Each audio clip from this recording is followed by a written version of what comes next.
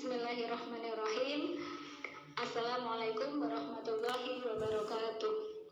Alhamdulillahirabbil alamin. Asyhadu an la ilaha illallah wahdahu la syarika lah wa asyhadu anna Muhammadan abduhu wa rasuluh. Allahumma shalli wa sallim wa barik ala nabiyyina Muhammad wa ala alihi wa ashabihi wa man da'a ila Allah bi da'watil Islam wa man tamassaka bi sunnati ala rasulih wa man tabi'ahu bi ihsani ila yaumiddin. Amma ba'du. Qala Rasulullah sallallahu alaihi wasallam, al-barakatu fi akabirikum. Sadaqah Rasul. Segala puji bagi Allah Subhanahu wa taala. Di kesempatan siang hari ini kita kembali oleh Allah diizinkan untuk melanjutkan kajian online 30 pesan takwa di bulan Ramadan ya. Hari ini hari Ahad, bagaimana kabar teman-teman semuanya? Semoga hari ini semuanya di rumah ataupun yang ada di luar rumah dalam kondisi hati yang lapang, pikiran yang lapang juga seperti itu ya. Terus kemudian punya niatan kayak gitu untuk mengisi waktu-waktu sampai nanti ya menjelang maghrib atau dengan amal-amal yang soleh seperti itu, sehingga nanti waktunya tidak tersia-sia kayak gitu ya. Demikian pula dengan hari-hari seterusnya ya, tidak hanya berhenti kebaikan yang kita tanam, kebaikan yang kita mulai di bulan Ramadan ini untuk kita lanjutkan menjadi sebuah kebiasaan, dibiasakan seperti itu ya, hingga hari-hari selanjutnya hingga kita kembali kepada Allah Subhanahu wa taala. Amin. Teman-teman semuanya, kita hari ini kita lanjutkan bahasan kita berkaitan dengan ekonomi ya. Kita tentunya hampir setiap hari melakukan aktivitas ekonomi, khususnya nih yang jadi ibu-ibu nih biasanya kan belanja ke pasar kayak gitu ya. Ada yang merutinkan belanja ke pasarnya setiap hari, ada juga yang beberapa hari sekali kayak gitu belanjanya, kayak kayak siapa ya kayak gitu ya. Jadi pilihan masing-masing mau belanja setiap hari atau beberapa hari sekali seperti itu pilihan masing-masingnya seperti itu.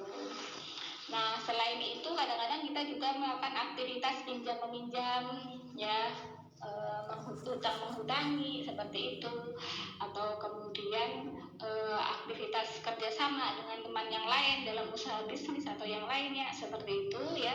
Jadi kita hari ini bahasanya bukan berkaitan dengan aktivitas kerjasama atau kemudian aktivitas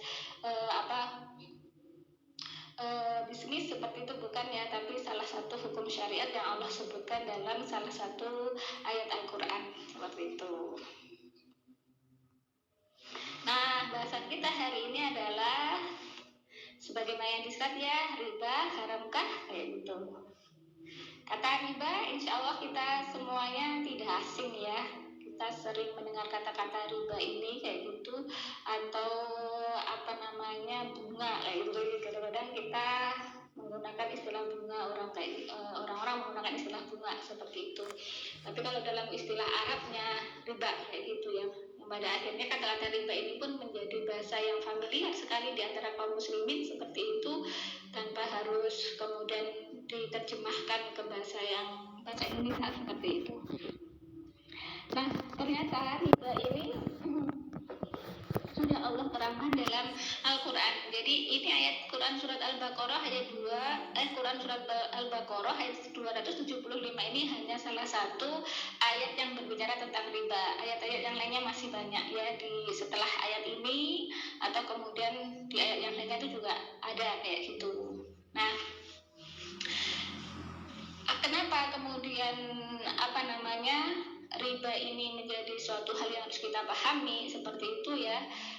Karena ternyata dulu di zamannya Rasulullah SAW itu sudah ada praktek riba seperti itu. Terus kemudian Allah menurunkan ayat ini kayak gitu, yang kemudian ayat ini menjadi hukum syariat terkait dengan riba kayak gitu. Jadi riba itu secara definisi itu adalah bertambahnya harta kayak gitu. Ya, kita sebagai manusia pasti membutuhkan pemasukan seperti itu, yang membutuhkan income untuk kemudian memenuhi semua kebutuhan-kebutuhan kita kayak gitu, baik yang primer maupun yang sekunder maupun yang tersier seperti itu. Nah, yang menjadi persoalan kemudian adalah ketika riba ini dijadikan sebagai salah satu sumber pemasukan kayak gitu ya. Jadi kalau dalam Islam itu sudah ditetapkan ya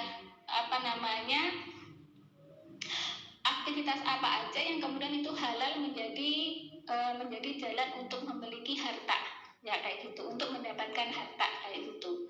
Nah, diantaranya bekerja itu adalah jalan halal untuk memperoleh harta seperti itu ya. Orang yang bekerja melaksanakan pekerjaannya, kemudian dia berhak kompensasi atas kerjanya itu berupa upah kayak gitu. Upahnya itu menjadi harta yang halal bagi dia selama pekerjaan dia pun juga pada aktivitas yang halal. Jadi tidak semua pekerjaan ya, tapi pekerjaan-pekerjaan yang memang di situ dihalalkan oleh Islam seperti itu, maka menghantarkan pada pemerolehan gaji yang halal pula. Dan tentunya dalam melaksanakan pekerjaan pun juga harus amanah ya, memenuhi ketentuan-ketentuan yang menjadi akod seperti itu, sehingga nanti pemerolehan gajinya itu selain halal juga diberkahi oleh Allah seperti itu, sehingga berakibat kebaikan pada orang yang mendapatkan upah tadi kayak gitu. Selain itu ada juga hak untuk memperoleh harta. Pemilikan harta itu adalah dengan hibah, diberi, dihadiahi kayak itu, dikasih hadiah kayak gitu. Itu juga menjadi jalan halal untuk mendapatkan harta. Misalkan dikasih hadiah motor, dikasih hadiah mobil, dikasih hadiah rumah, atau dikasih hadiah pakaian, atau dikasih hadiah barang-barang yang lainnya seperti itu, maka hadiah itu pun juga menjadi jalan halal untuk memperoleh harta.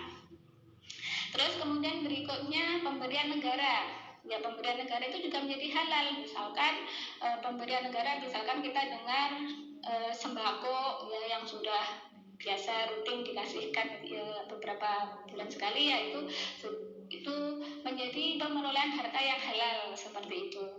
Atau kemudian berikutnya waris itu juga menjadi jalan halal untuk mendapatkan harta ya, selama pembagian warisnya pun juga sesuai dengan hukum syariah kayak gitu. Jadi itu diantara hal-hal aktivitas-aktivitas yang kemudian bisa menghantarkan seorang untuk memperoleh harta. Nah, ternyata riba ini yang menjadi masalah ketika dijadikan sebagai jalan untuk memperoleh harta, untuk mendapatkan harta kayak gitu. Jadi riba ini mendapatkan harta tanpa aktivitas usaha apapun kayak gitu ya. Istilahnya orang itu tinggal misalkan tinggal ngomong aja dalam akotnya kayak gitu ya, tidak bekerja gitu maksudnya ya, dalam akotnya itu, terus kemudian dia bisa menambah harta dia dari aktivitas itu kayak gitu. Nah, ini yang kemudian yang jadi masalah di situ kayak gitu ya. Jadi riba ini ternyata bukan menjadi salah satu aktivitas yang halal untuk mendapatkan harta kayak gitu.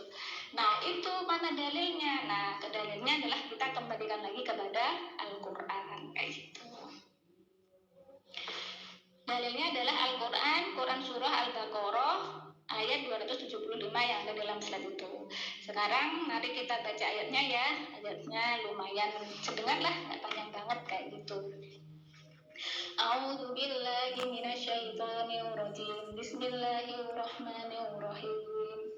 Alladzina ya'kuluna ar-riba la yaqumuna illa kama yaqumu alladzi yatakhabbathu asy-syaitanu minal mas, dzalika bi annahum qalu innamal bai'u mithlu ar-riba wa ahallallahu al-bai'a wa harrama ar-riba faman ja'ahu maw'idatan min rabbih fantaha falahu ma salaf wa amruhu ila Allah wa man 'ada fa ulaika ashabun nar hum fiha khalidun.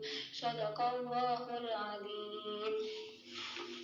Artinya, orang-orang yang memakan riba tidak dapat berdiri melainkan seperti berdirinya orang yang kemasukan setan karena gila.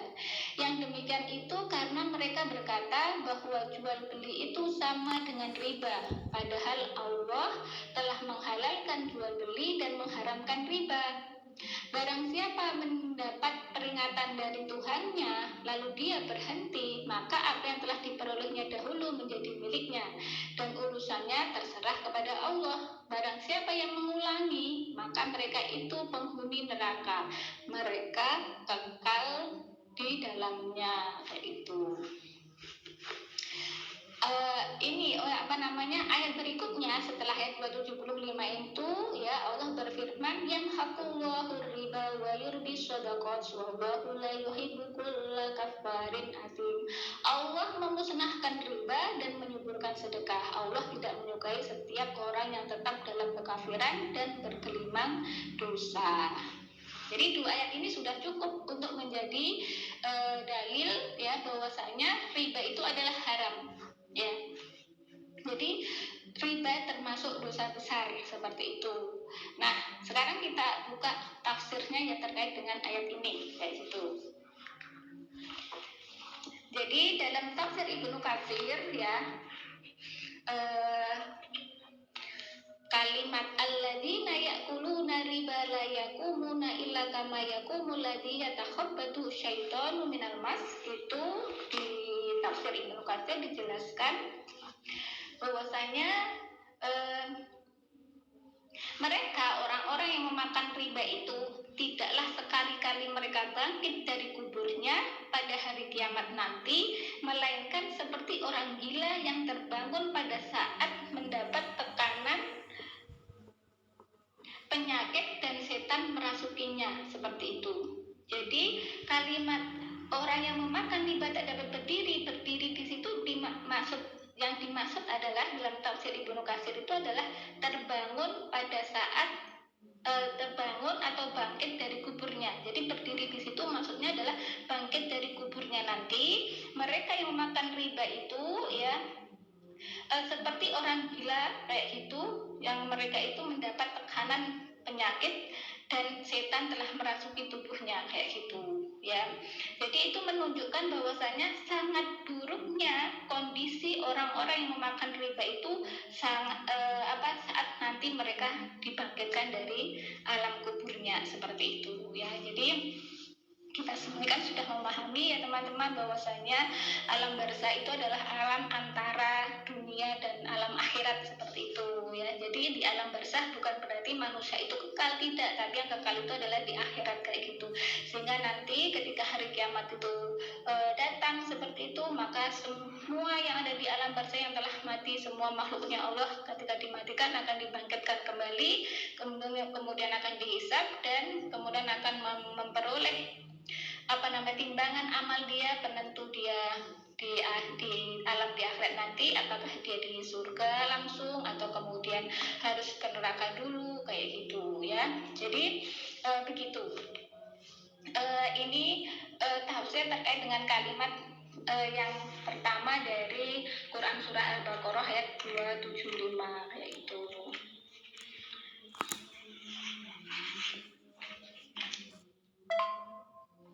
Nah, sekarang kita lanjutkan lagi. Ayat selanjutnya ya, kenapa kok mereka itu nanti di alam bangkit dari kuburnya itu dalam kondisi seperti itu kayak gitu ya.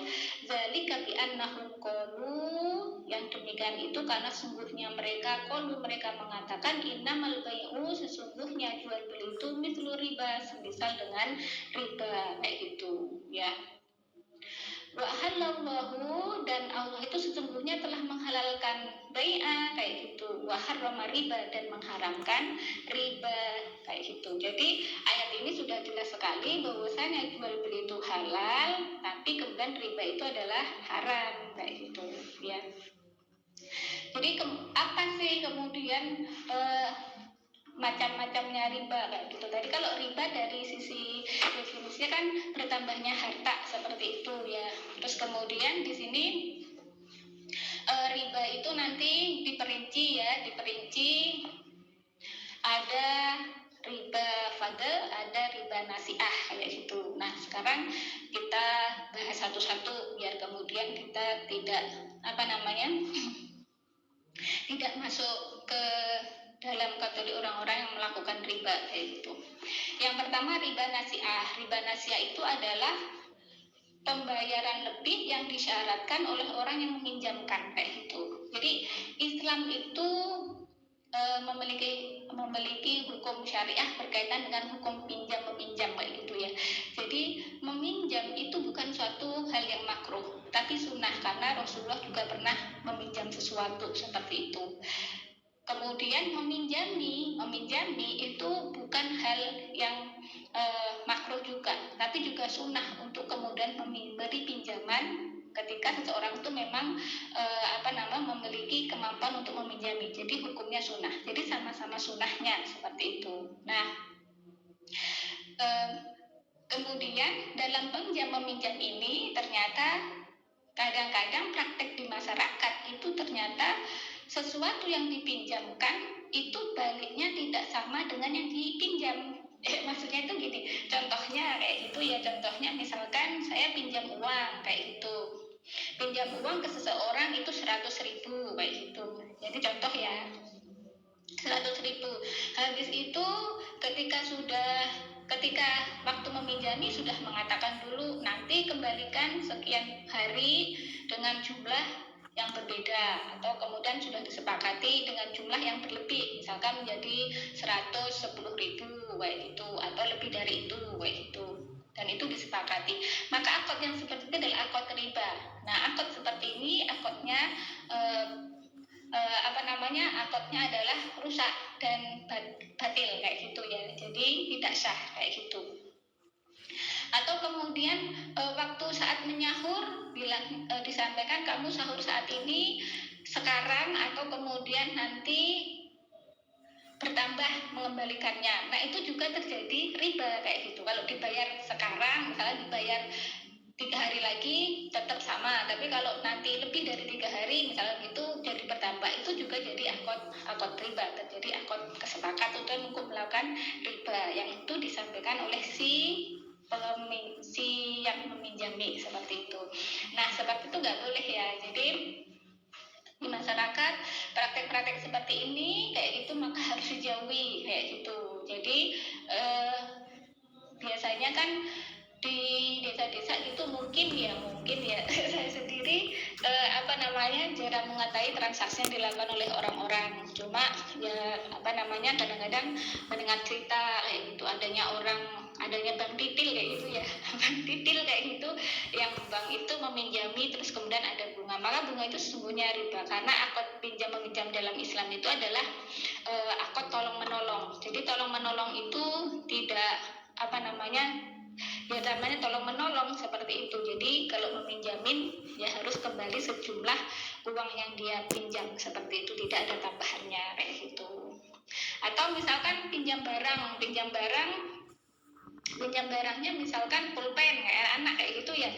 Jadi sebenarnya itu bukan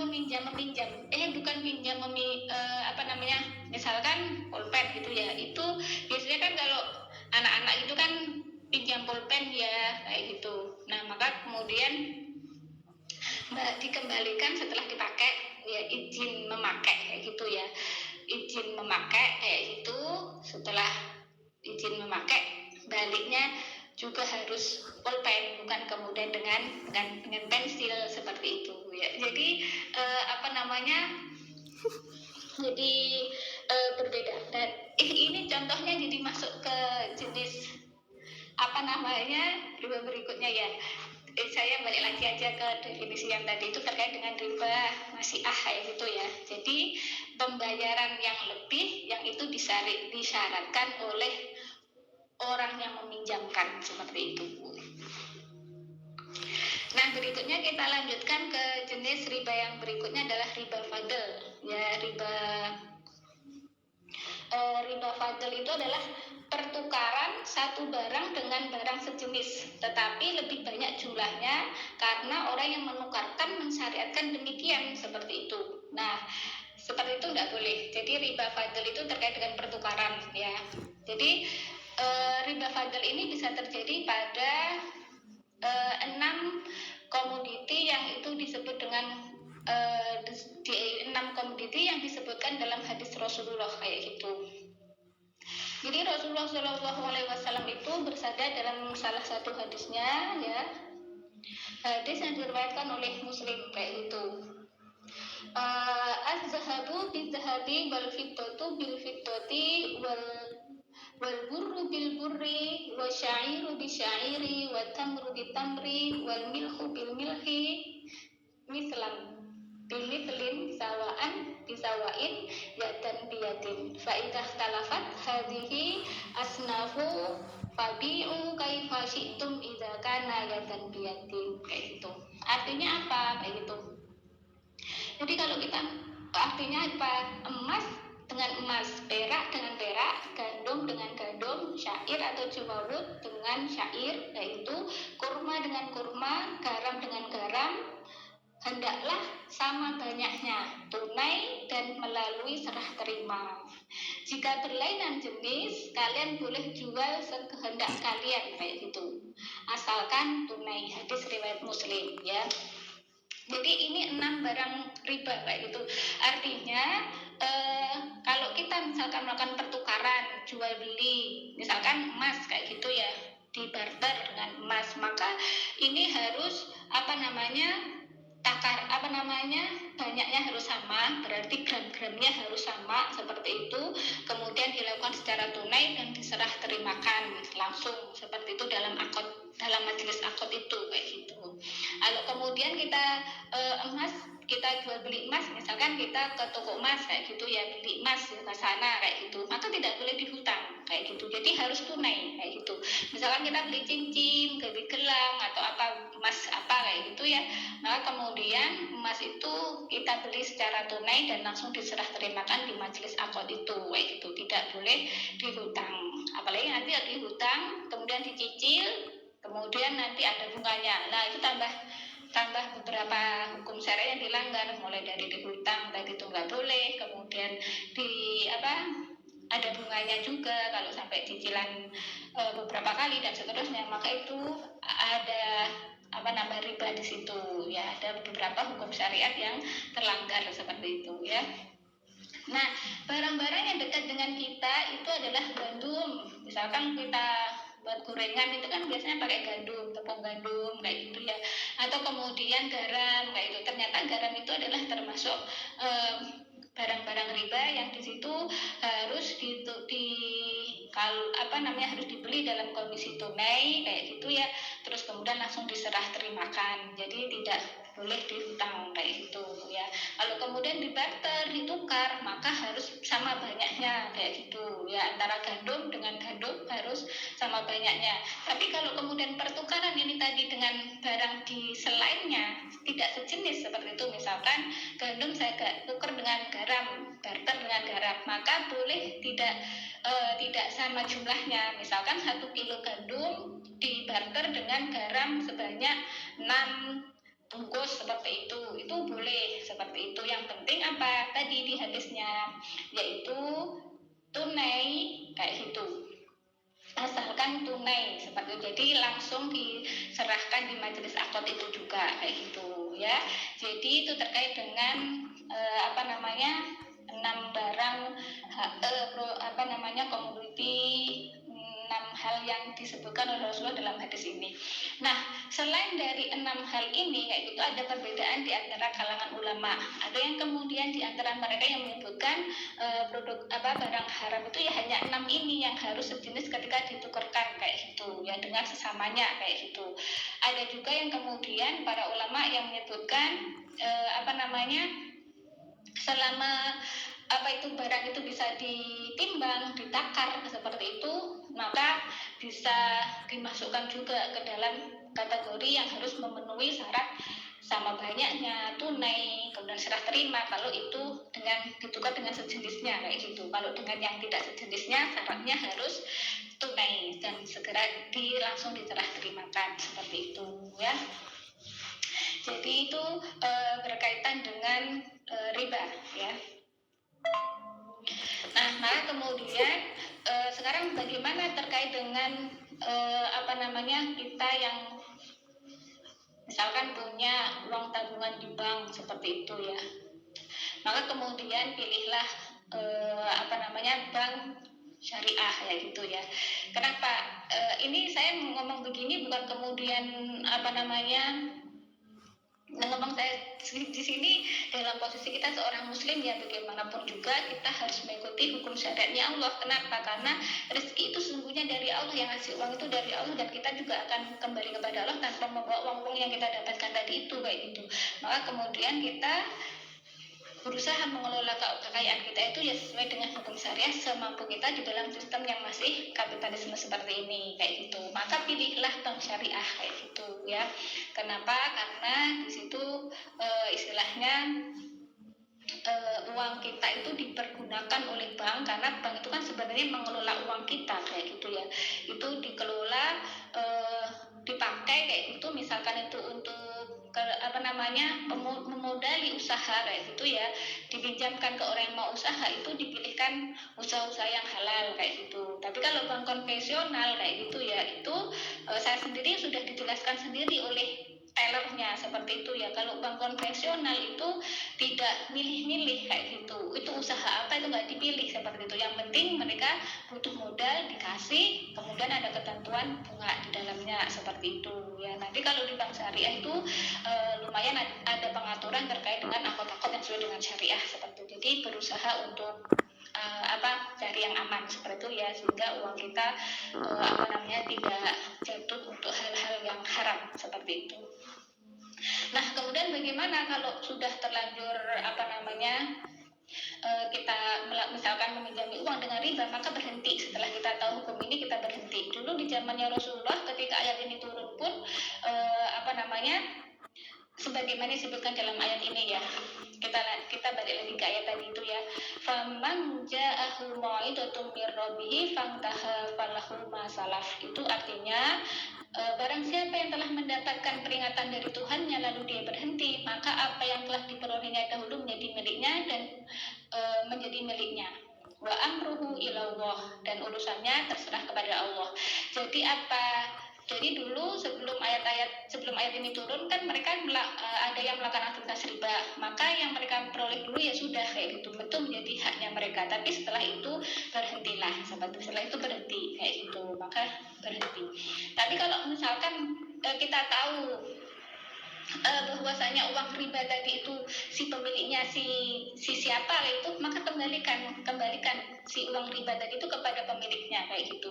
Jadi misalkan ada si A meminjami uang ke si B, kemudian ada tambahan, ada ribanya kayak gitu, kemudian dia sudah mendapatkan tambahannya, maka tambahannya itu kalau dia tahu si B yang pemiliknya, kembalikan ke si B tadi itu kayak gitu, dan si B hanya mengembalikan pokok hutangnya aja kayak gitu. Tapi kalau misalkan bunga dari bank, susah kan kita, ini uangnya siapa, karena itu kumpulan dari banyak orang, kumpulan dari banyak kerjasama yang dibuat oleh bank, seperti itu kan nggak mungkin kemudian dikembalikan kepada pemiliknya harta riba tadi itu, bunganya tadi itu. Makanya kemudian di antara kalangan ulama itu ada yang bilang uang itu dibuang haram, ada yang dijeburkan ke laut, dibuang di mana pokoknya gitu. Ada juga yang digunakan untuk kemaslahatan umum, itu juga ada yang berpendapat seperti itu. Makanya kita harus sangat hati-hati sekali dan terkait dengan uang riba ini kayak gitu. Nah, kemudian ayat ini lanjutannya ya, wa man da'a fa ulaika ashabun nar hum fiha khalidun ya. Barang siapa yang mengulangi melakukan riba lagi kayak gitu, maka mereka itu penghuni neraka, mereka kekal di dalamnya kayak gitu. Jadi kalau kita sudah tahu ayat tentang riba ini nggak boleh, ya sudah, jangan melakukan praktek riba seperti itu ya. Dan waktunya sudah jam 10:32, berarti sudah habis ya untuk kajian online 30 pesan takwa di bulan Ramadan hari ini. Kayak itu, semoga apa yang kita bahas hari ini kayak gitu ya, itu terasa kurang bagi teman-teman semuanya, sehingga teman-teman semuanya tersemangati untuk terus mengkaji, mencari dan mendalami lebih terkait dengan riba ini, seperti itu ya. Akhirnya kita akhiri kajian online kita hari ini dengan istighfaratul kali dan doa kafaratul majelis. Astagfirullahaladzim, astagfirullahaladzim, astagfirullahaladzim, subhanakallahumma wa bihamdika asyhadu an la ilaha illa anta astaghfiruka wa atubu ilaik. Al-haqqu min rabbika fala takunanna minal mumtarin. Sesungguhnya kebenaran itu adalah datangnya dari Allah semata, maka janganlah kita ragu untuk mengambilnya. Jadi kebenaran datangnya dari Allah, dan kalau ada yang salah itu semata-mata kelemahan saya pribadi, mohon dimaafkan. Saya akhiri, wassalamualaikum warahmatullahi wabarakatuh.